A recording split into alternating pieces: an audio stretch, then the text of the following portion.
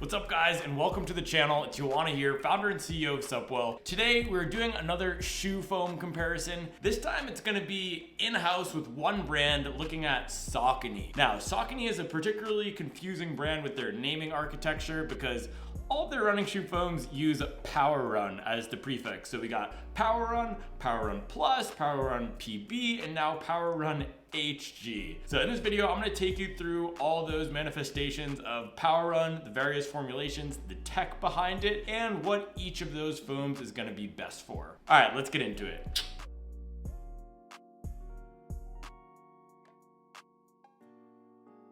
All right, so let's start off with just simple PWRRRUN, no suffix, no anything else. I got the Endorphin Shift 3 right here that uses that standard Saucony PWRRRUN in a pretty thick stack. So PWRRRUN at its core is an EVA compound. It's one of the standard traditional running shoe foams that has been used for decades in these shoes. EVA is great for impact absorption, and shoes using EVA tend to have more of a structured cushioning feel than some modern foams. So with that, this isn't gonna be the most exciting, bouncy ride, but you can see here in the Shift, they have added a rocker that makes it a bit more fun to run in this use case. Other shoes in the Saucony range that use PWRRRUN include the Ride, the Guide, the Kinvara, and then also some on the trail side like the Peregrine and a bunch of the others. In general, you wanna look for EVA foam shoes in daily trainers. I personally love EVA as a daily training foam because it doesn't give too much pop and too much responsiveness. I don't like that assistance all the time on my everyday runs. I wanna do some of the work of running myself to build up those muscles.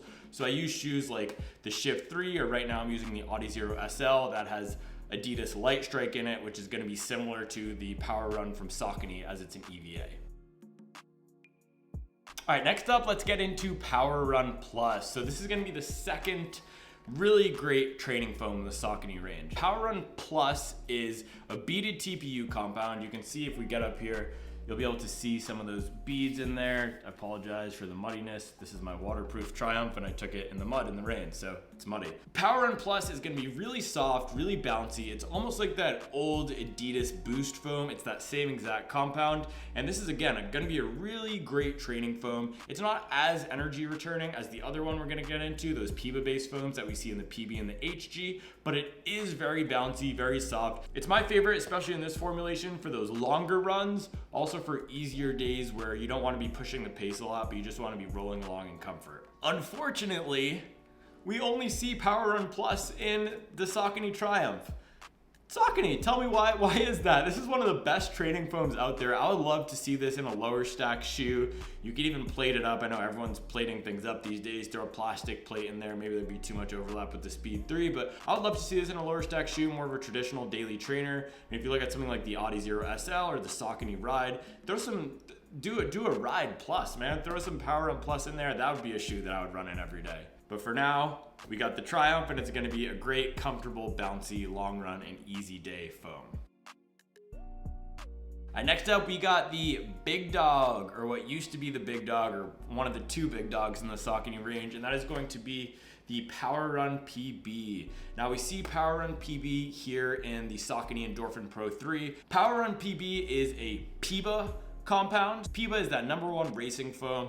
This is a race shoe. It's got a full carbon plate in here. It rivals the Nike Vaporfly that also uses a PEBA foam. It's very bouncy. It's very squishy, which is why we plate it up to give you some more energy return and pop off the toe.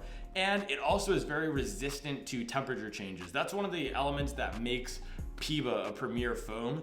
Not only is it great for pushing the pace because the energy return, it's resistant to a lot of those weather changes that might come up on race day that would affect the performance of an EVA-based shoe. The main thing is it's also lighter weight. So if we look at the EVA foam, the PWRRRUN, that's gonna be the heaviest. The TPU-based foam is gonna be in the middle.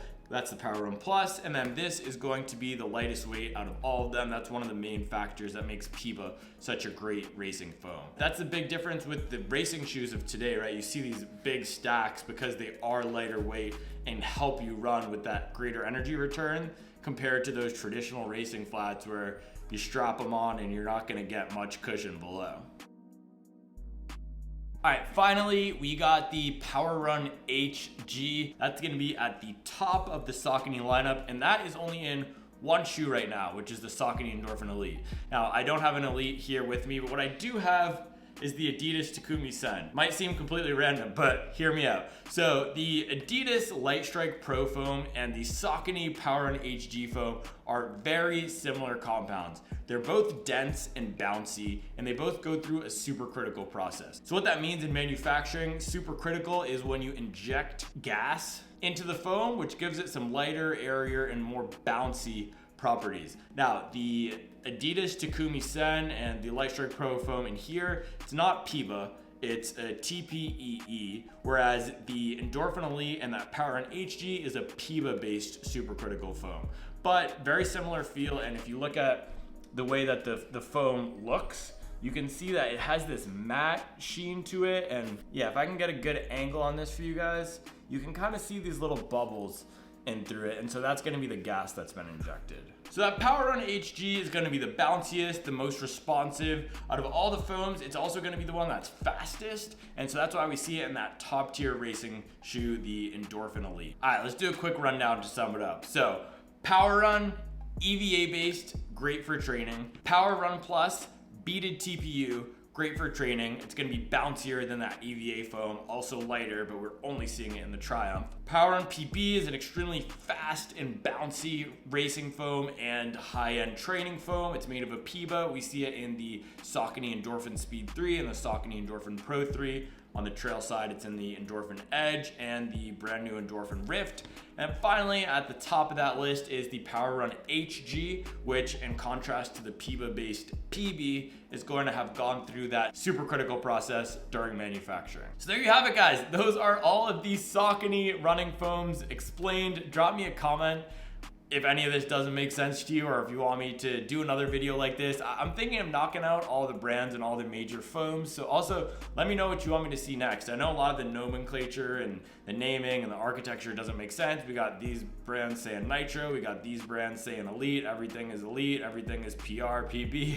So I'm here to demystify all of that for you. As always, thank you for watching, thank you for liking and subscribing, and I'll make sure to keep you up to date on the latest and greatest in the world of performance running.